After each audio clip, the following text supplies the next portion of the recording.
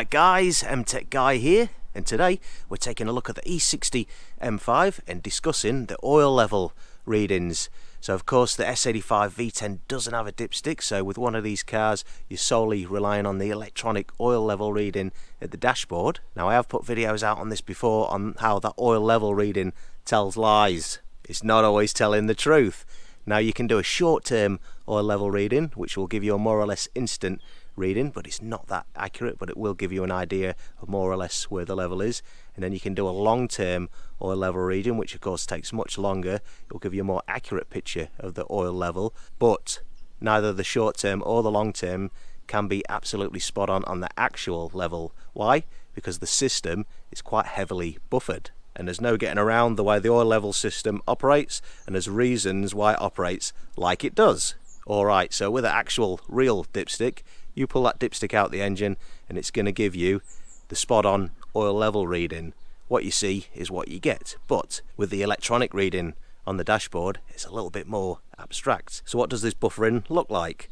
Well, as the oil level increases it will give a readout of increments of 0.5 of a litre. So if you just top it up 0.1, 0.2 of a litre, that's not going to show. It's not going to read out until it gets to 0.5 of a litre. And why does it do this? Well, it's a buffer to allow for fuel entrainment, affecting the oil level rising slightly, then reducing as that fuel gets burnt off. But unlike the level rising in 0.5 of a litre increments, the readout for when it reduces is 0.1 increments to basically show the live loss. So it's way more accurate if it's showing a loss rather than the increase in the oil level. So because of the way it reads, it's always best to let the oil level on the dash get to the 0 mark before you fill it up, and then fill it up, top it up with 1 litre rather than just doing a little bit at a time, because it's not going to read any less than 0.5 of a litre.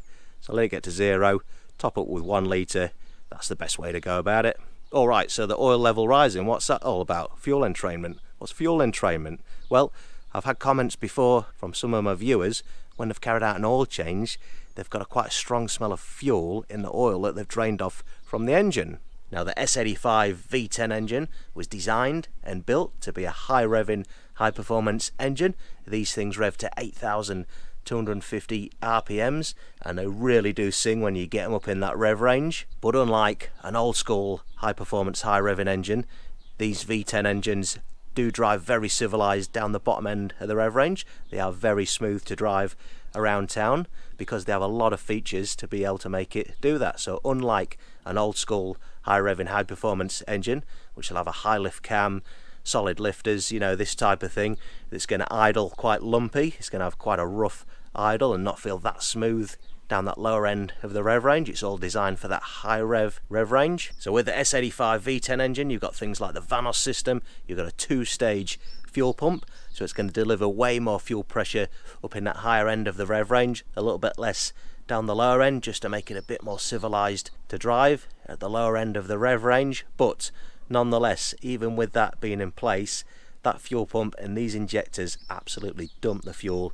into this engine just to be able to make it perform like it does do. And if you own one of these vehicles, if you own an E60 M5 or an M6 from the same era with the S85 V10, you'll know exactly what I'm talking about because you'll be visiting a petrol station quite frequently. Now if you drive one of these cars frequently in the lower end of that rev range, you know, round town, you're in stop and go traffic all the time and you're not getting it out on the open road that often, you're not getting it really revved out in the higher end of the rev range, that's what causes the fuel entrainment, because with them injectors just dumping that fuel into the engine at the lower end of the rev range, it's not all getting burnt off, and what it does, it gets down into your oil pan and into your oil. And don't worry, it's completely normal, it is designed to do this, but what can happen if you're driving in that lower end of the rev range all the time, that fuel level is going to build up in your oil pan, in your oil. Now with that fuel getting into the sump, getting into the oil pan, it's going to mix with the oil when the engine's operating.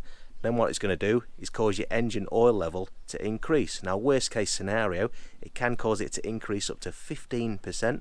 That's an additional 2 litres. But then a drive out on the open road will condensate the fuel in the sump and it'll end up getting returned through the PCV system and reburnt. So if you're just driving around town all the time and you're not opening up the engine on the open road, you're going to see an increase in the oil level.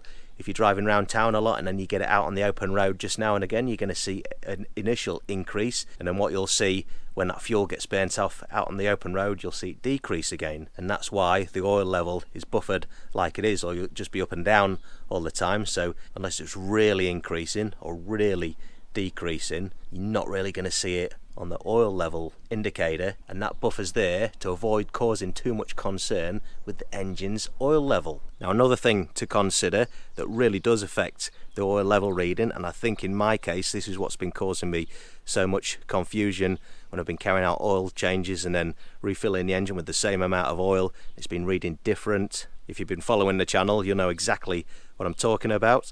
Now, the oil level sensor in these S85 V10 engines that were installed up to November 2007 don't have a plastic cover, and the level pickup is exposed. Now, this can cause a short circuit at the oil level sensor if there are metal particles floating around your engine, and with this being an S85 V10, that's not uncommon because you can end up with copper particles floating around in there from the rod bearings, of course. With the oil level sensor sitting right at the bottom of the sump of the oil pan, any little particles are going to collect down there, and it's not uncommon for them to get caught up in the oil level sensor. And copper being a very conductive metal, now this is going to cause you issues once it gets inside that oil level sensor if it's the earlier type, pre-November 2007. Now, my E60 M5 is a real early M5, it's a 2005, so I'm pretty sure this has still got the original oil level sensor in it. So what I'm going to do, the next oil change, be around about Christmas time, December. I'll get the oil drained out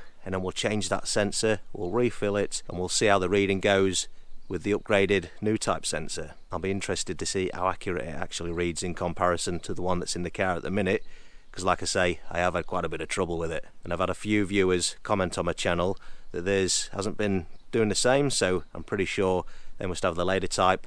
This is the earlier type. So what we'll do, we'll get it out of there when it comes round to oil change time, and we'll see what kind of reading we get following that. Alright guys, if you found the video interesting or useful, don't forget to give it a like, and make sure you go and check out the rest of my YouTube channel for more BMW E60 M5 content. Consider subscribing if that's your cup of tea. I'm MTech Guy, thanks a lot for watching.